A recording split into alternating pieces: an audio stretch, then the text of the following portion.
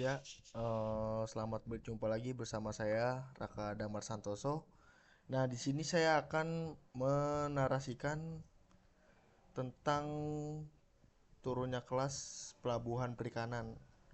Menurut saya, eh, pelabuhan perikanan itu tidak bisa turun kelas karena apa? Karena disebabkan beberapa faktor yang saya akan sebutkan. Yang pertama itu adalah peraturan dan standar yang ditetapkan pemerintah mengatur klasifikasi pelabuhan perikanan untuk menurunkan kelas.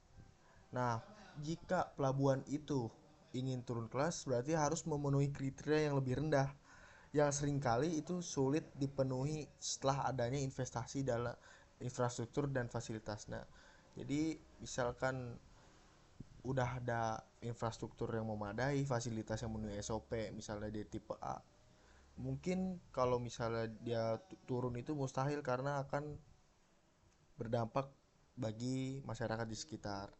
Nah, yang kedua itu adalah penurunan kelas ini dianggap sebagai pemborosan investasi yang telah dilakukan. Jadi, mengapa saya bilang begitu? Jadi karena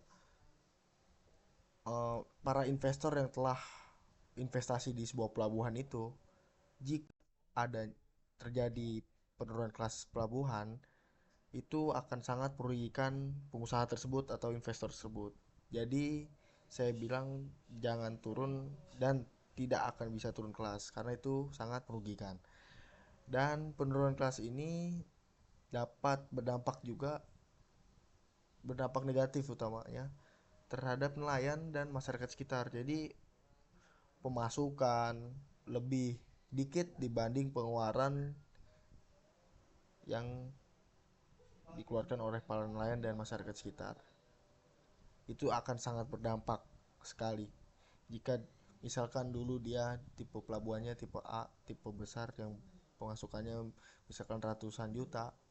Nah, diturunkan kelas menjadi tipe B, itu akan pemasukannya akan sedikit menurun. Jadi misalkan dari ratusan juta terus kelasnya pelabuhannya turun jadi dia jadi misalnya puluhan juta.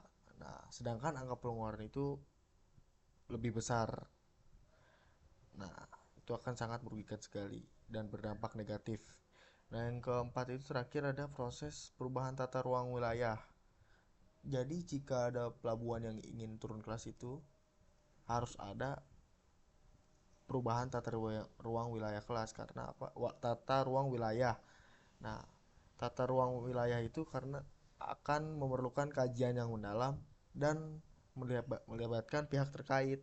Misalkan kita akan menurunkan kelas itu jadi tempat pengelolaan atau sah bandar suatu pelabuhan kita pindahkan, kita rubah biar lebih rendah itu sebenarnya tidak bisa. Makanya saya bilang di sini pelabuhan perikanan itu tidak bisa turun kelas karena melibatkan berbagai pertimbangan.